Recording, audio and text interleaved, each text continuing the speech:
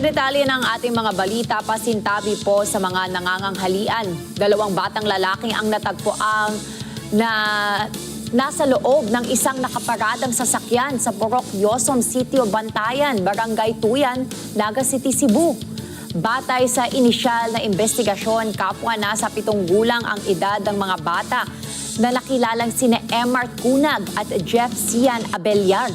Nakita sa CCTV footage na naglalaro ang mga biktima hanggang sa makarating sila sa parking area.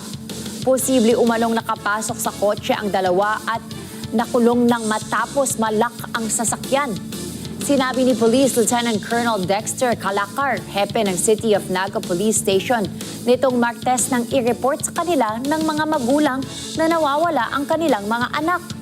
Ngunit duda ang mga magulang ng mga biktima dahil may nakita umanong dugo at sugat sa kamay ng isang bata na maaaring nakuha sa pananakit. Huli umanong nakitang buhay ang mga bata noong Linggo.